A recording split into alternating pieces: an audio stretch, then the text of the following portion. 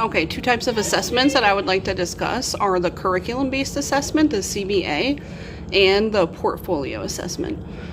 So the curriculum-based assessment you would use when you want to collect data about student performance within the curriculum. This is a form of direct evaluation where the data serves as a basis for measuring adequate or inadequate progress within specific curriculum. So I work as an ICT teacher in a middle school ELA classroom, which means that I work closely with the curriculum in creating differentiated materials. I work with small groups based on skills and the like.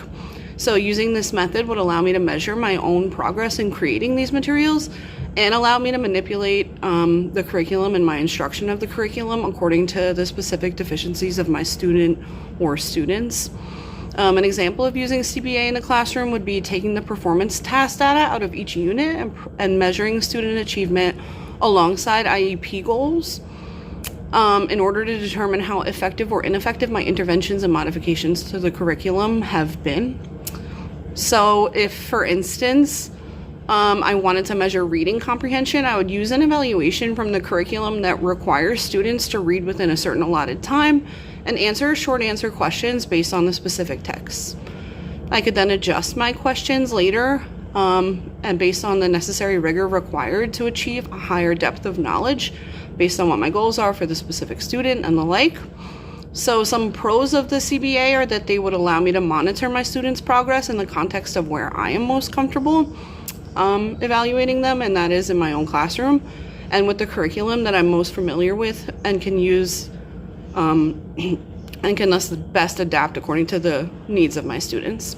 It would also allow me to really pinpoint the micro deficiencies in my students' performances and therefore hone my modifications according to very detailed data.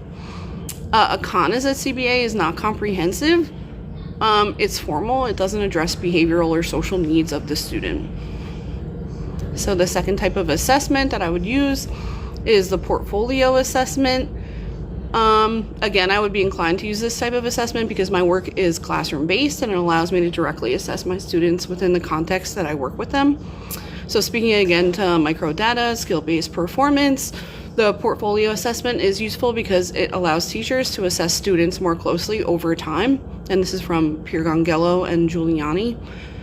You can assist in program evaluation efforts, and you can have a lot of variation in terms of their content, and they allow students to actively participate in the assessment and evaluation process. So some pros of keeping student portfolios are that they can measure lots of different skills based on a wide range of materials. They can be used at any